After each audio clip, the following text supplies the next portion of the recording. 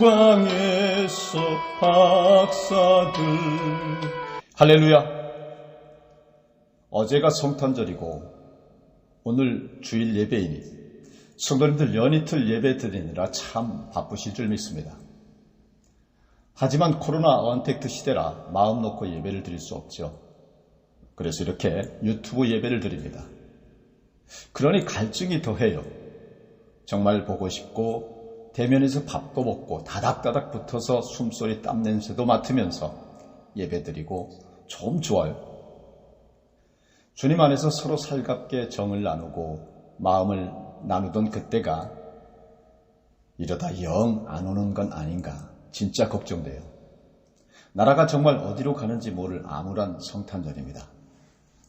하지만 여러분, 그래서 아기 예수 탄생이 귀하고 복되고 거룩한 기적인 거죠. 모든 암울함, 비통, 흑암의 세상을 빛으로 치유하실 빛의 아들, 여호와 하나님의 아들 예수 그리스도가 이 땅에 오셨으니까요. 오늘 저와 여러분이 은혜 나눌 말씀은 마태복음 2장 1절로 12절까지의 말씀을 가지고 보석함을 열고 라는 제목으로 은혜 나누고자 합니다. 어떤 미국 사람이 파리에 있는 어느 골동품 가게에서 오래되고 낡아 빛바랜 진주 목걸이가 마음에 들어 좀 비싼 듯 했지만 $500에 사서 미국으로 가지고 돌아왔습니다. 그러다 현찰이 좀 필요해서 그것을 집 근처에 있는 보석상에 가지고 갔더니 보석상 주인은 한참 동안 감정을 한 후 상기된 표정으로 $20,000를 주겠다고 했습니다. 그래서 그는 일단 그것을 가지고 집으로 돌아왔다가 그 다음 날 꽤 알려진 다른 골동품 가게를 찾아갔습니다. 그 골동품 가게의 주인도 역시 한참 동안 감정을 한 후에 이번엔 $50,000를 주겠다고 가격을 제시하였습니다. 그는 내심 크게 놀랐습니다. 그래서 솔직하게 골동품 가게 주인에게 물어봤습니다. 아니, 색깔이 다 빛바랜 진주 목걸이인데 왜 그렇게 값이 많이 나가는 겁니까? 그러자 골동품 가게 주인은 전혀 의외라는 듯이 이렇게 말합니다. 아니, 아직도 모르고 계셨습니까? 그러면서 돋보기를 진주 목걸이에 들이대며 자세히 쳐다보라고 했습니다. 그랬더니 거기에 깨알같이 작은 글씨로 이렇게 적혀 있었습니다. 사랑하는 조세핀에게 황제 나폴레옹으로부터. 그리고 오른편에는 나폴레옹 황제의 친필 사인이 떡하니 적혀 있었습니다. 이것이 픽션이다, 논픽션이다를 떠나서 선물을 주고받는 성탄절기를 맞이하여 한 번쯤 생각해 볼 만한 이야기임에는 틀림없는 것 같습니다. 오늘 본문 말씀은 동방 박사들이 아기 예수께 선물을 드리는 이야기입니다. 저는 오늘 말씀을 준비하면서 두 가지 질문이 떠올랐습니다. 동방 박사들은 왜 아기 예수께 선물을 드렸을까? 그리고 아기 예수가 받은 세 가지 선물은 그 후에 어떻게 되었을까? 후자에 대해서는 상상하기 어렵겠지만 그래도 첫 번째 질문은 저희들의 신앙생활에 큰 도움이 될 것 같습니다. 오늘 본문 말씀은 이미 동방 박사들이 예루살렘에 도착한 장면부터 소개되어 있습니다. 이들이 예루살렘에 도착해서 사람들에게 묻기 시작한 것 같습니다. 유대인의 왕으로 나시니가 어디 계시냐? 우리가 동방에서 그의 별을 보고 그에게 경배하러 왔노라 하니. 사실 우리는 동방 박사라고 부르지만 실은 점성가들이었습니다. 물론 점성가들은 이 당시 가장 공부를 많이 한 사람들임에는 틀림이 없습니다. 동방에서 온 것을 보면 페르시아에서부터 왔다고 해도 괜찮을 것 같습니다. 페르시아라면 거의 3개월쯤 걸려서 올 수 있는 거리입니다. 먼 거리를 걸어서 온 동방 박사들이 예루살렘에 나타나서 유대인의 왕으로 나신 이를 찾는 것입니다. 그의 별을 보고 찾아왔다는 것입니다. 이로써 알 수 있는 것은 요셉과 마리아가 나사렛을 떠나 베들레헴으로 오기 한참 이전에 이미 별은 동방에 나타났었다라는 사실이고, 그리고 이 별을 보고 동방박사들이 먼 길을 떠나온 것이다 라는 것입니다. 그런데 사실 3개월 동안 그 거친 길을 요즘처럼 비행기나 기차, 자동차가 있는 것도 아니고 낙타 타고 와야 했을 텐데 그것이 쉬운 일이었겠습니까? 오고 가는 길을 생각한다면 6개월이 걸리는 것이고, 또 예상치 못할 일들을 접할 수도 있는데 이 모든 것을 생각하면 정말로 대단한 결단을 내린 것입니다. 무엇이 이들로 하여금 이 큰 결단을 하게 했을까요? 오늘 본문 말씀은 한 가지만 이야기해주고 있습니다. 유대인의 왕으로 나시니가 어디 계시냐라는 것입니다. 별을 연구하다가 유대인의 왕이 나신 것을, 아니 더 정확히 표현한다면 유대인의 왕이 3개월 후에 나게 될 것을 보았고 이에 사막을 가로지르려는 대장정에 나섰다라고 하는 것입니다. 그러면 유대인의 왕이 자기들과 무슨 상관이 있기에 이런 대모험을 강행했을까요? 자기들은 유대인도 아니면서 왜 유대인의 왕에게 이렇게까지 경배하러 왔을까요? 동방박사들이 행한 것을 보면 과연 이들의 생각하는 유대인의 왕은 어떤 사람이었을까 미루어 짐작할 수 있다고 봅니다. 첫 번째로, 그들은 모두 예물을 준비했습니다. 한 사람은 황금, 한 사람은 유황, 한 사람은 몰약. 주석가들은 이를 각각 왕, 하나님, 희생 제물을 상징한다고 주장합니다. 하여튼 우선 이들은 아기 예수께 경배하기에 앞서 귀한 예물을 먼저 준비했습니다.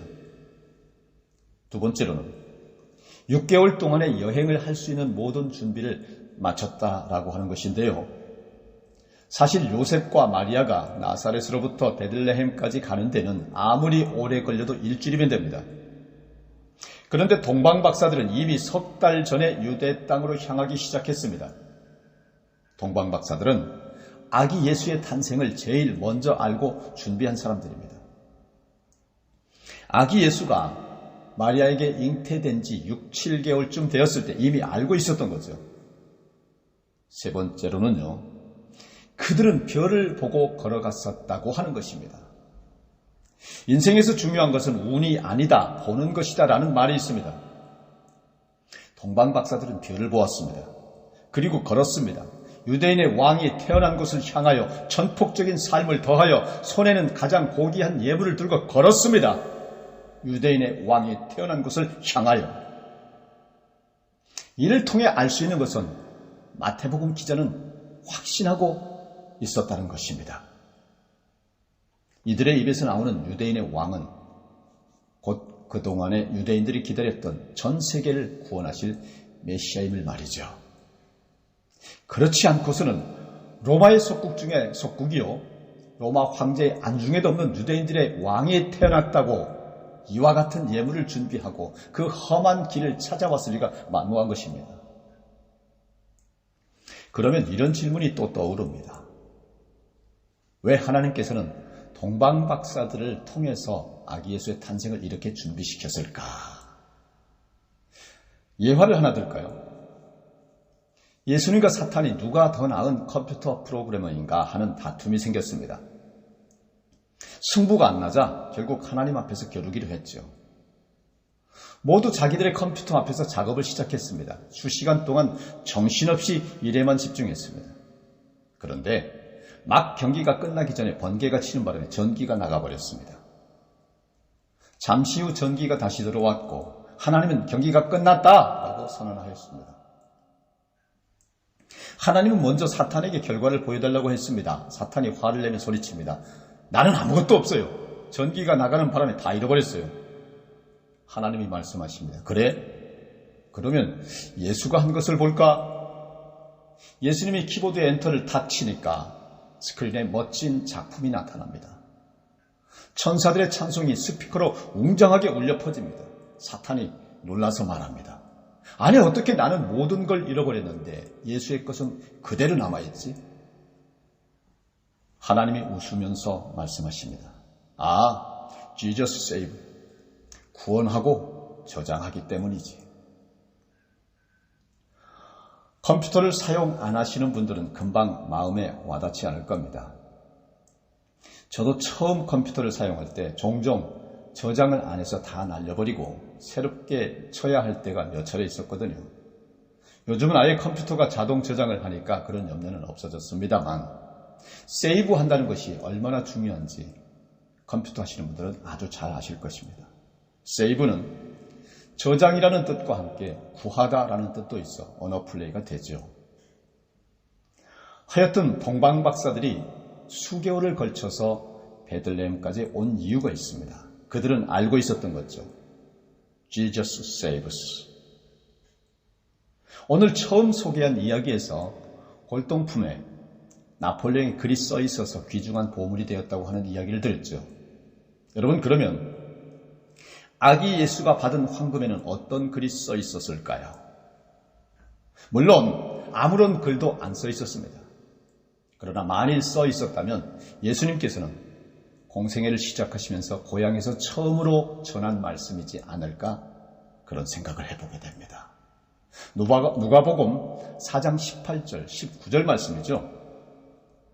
주의 성령이 내게 임하셨으니 이는 가난한 자에게 복음을 전하게 하시려고 내게 기름을 부으시고 나를 보내사 포로된 자에게 자유를, 눈먼 자에게 다시 보게 함을 전파하며 눌린 자를 자유롭게 하고 주의 은혜의 해를 전파하게 하려 하심이라 하였더라 라고 하는 말씀입니다. 이 말씀을 간단히 정리한다면 당연히 Jesus saves입니다. 아기 예수는 물론 황금과 유향과 모략을 원하시지 않습니다. 그러나 어떤 선물이라도 Jesus saves라는 글이 쓰여 있으면 그것이 바로 주님께서 가장 기뻐하시는 황금이요, 유향이요, 몰약이 되는 것입니다. 사랑하는 여러분, 동방 박사들처럼 별을 보며 아기 예수가 있는 곳으로 같이 걸어가실까요? 우리 함께 아기 예수께 경배하러 가실까요? 그리고 보배 합, 즉 보석함을 열어 황금과 유향과 몰약을 같이 들으실까요? 사실 누가복음에는 목자들이 아기 예수를 찾아온 것이 기록되어 있고 마태복음에는 동방 박사들이 찾아온 것으로 기록되어 있습니다. 이는 목자들은 소외된 유대인을 대표한다면 동방 박사들은 이방인들을 상징한다고 볼 수 있습니다. 곧 동방 박사들을 통해서 앞으로 전 세계인들에게 아기 예수를 경배하는 길이 열릴 것이다 라고 하는 것을 예고한 것일 수 있죠. 그래서 대한민국까지도 아기 예수가 전해졌고 성탄절을 보내게 됩니다. 그러므로 성탄절 이야기는 이미 모든 인류를 이 위대한 구원의 이야기에 초대한 것입니다. 한편 여러분, 석 달 동안 유대 땅으로 향하여 동방 박사들이 별의 인도를 따라 걸어가면서 별만 보았겠습니까? 물론 밤에는 별을 보며 따라서 걸어갑니다. 잠시 쉬고 아침이 되면 별의 방향을 따라 걸어가면서 주변에서 이루어지는 여러 가지 일들을 보며 걸어가지 않았겠습니까? 기분 좋고 기쁜 일도 보았겠지만 그렇지 않은 일들도 많이 보지 않았을까요? 요즘 같으면 어떤 것들을 보고 갔을까요? 그리고 들었을까요? 2년 넘게 기승을 떨치고 있는 코로나 팬데믹으로 경제가 어렵고 혼란스러운 국내외 정치 상황과 헝클어진 국제관계 등등 제가 지난 수개월 동안 본 것을 요약하면 동방 박사가 본 것과 흡사하지 않을까 생각되는데요. 약소국가 하이티가 얼마 전 대통령이 암살됐어요. 대통령이 마약 근절을 선언한 후였다고 합니다. 여러분, 암살당한 이유를 알 것 같지 않습니까? 그리고 오하이오에서 파견된 단기 선교단을 그 선교단을 갱들이 인질로 잡아놓고 있었다고 하는데 다행히 지난주 잘 대응해서 모두 다 풀려났다고 하는 소식을 들었습니다. 언뜻 평온해 보이는 성탄절을 우리는 지금 약소국 하이티의 비극을 보는 가운데에 맞이하고 있습니다. 미국 내에서 발생한 아이다 태풍 상황도 보게 되면 그때 가장 큰 피해를 입은 자는 역시 가난한 자들이었습니다. 가난해서 땅 위에서 살지 못하고 땅 아래 지하에서 사는 사람들이 가장 큰 피해를 입었다고 하는 거예요. 아프간에 대해서는 더 말씀 안 드려도 잘 아실 겁니다. 이번 겨울에 100만 명의 아이들이 굶어 죽을 것이라고 합니다. 내년도에는 주민의 90%가 UN 기준으로 볼 때 가장 극한 가난 가운데서 살게 될 것이라고 합니다. 심지어 속옷을 제대로 입지 못하는 어린이들이 수두룩하다고 합니다. 동방 박사들도 석 달간 이 모든 것을 보며 별을 따라 걷고 또 걷지 않았을까요? 황금과 유향과 모략을 들고 유대인의 왕이 태어난 것을 향하여 그들은 자기들이 가지고 있는 것으로 이 엄청난 비극적 역사를 되돌릴 수 없다고 하는 것을 너무나 잘 알았습니다. 그러나 그들은 확신했습니다. 유대인의 왕은 이 모든 일을 해내게 될 것임을. 그래서 그들은 아기 예수께 경배하게 된 것입니다.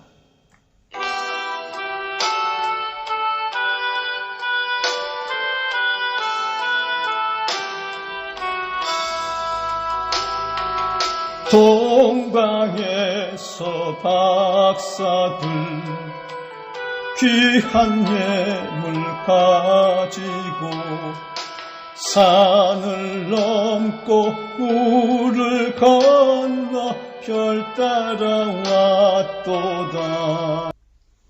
그래서 그들은 자기들이 준비한 것을 아낌없이 드릴 수 있었던 것입니다.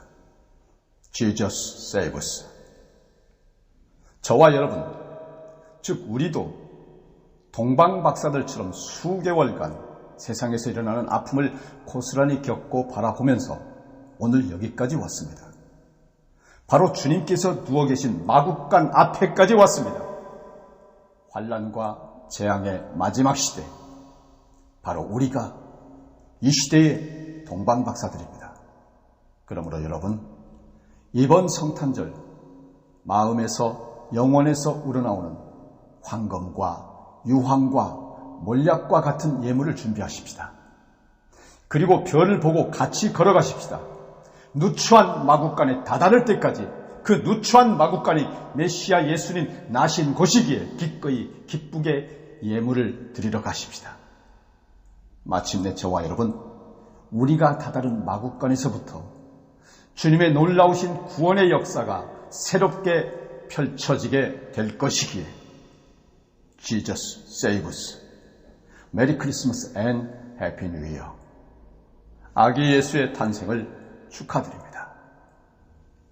말씀을 정리하겠습니다. 오늘 본문인 마태복음 2장 11절 말씀입니다. 집에 들어가 아기와 그의 어머니 마리아가 함께 있는 것을 보고 엎드려 아기께 경배하고 보배 합을 열어 황금과 유향과 몰약을 예물로 드리니라. 다 같이 기도하시겠습니다. 사랑과 은혜가 충만하신 만군의 여호와 하나님 아버지, 오늘 이 귀한 성탄절날에 축복하시어서 전국 각지 전 세계 교회에서 아기 예수 탄생을 축하하는 성탄 예배가 이루어짐을 감사드립니다. 말세지 말 코로나 역병의 재앙으로 온 세계가 공포에 떨고 교회가 제대로 된 예배도 드리지 못하는 작금에 인류의 죄를 십자가에 지고 가신 예수님의 사랑을 본받아 교회가 교회되고 성도가 성도되게 하여 주옵소서. 질병과 가난을 이기고 말씀으로 무장된 시대정신으로 십자가 사명을 감당하는 주의 제자들 다 되게 하여 주시옵소서. 예수님 이름으로 기도드립니다. 아멘.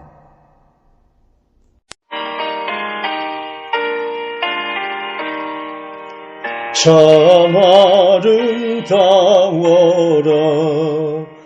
주님의 세계는 저 솔로몬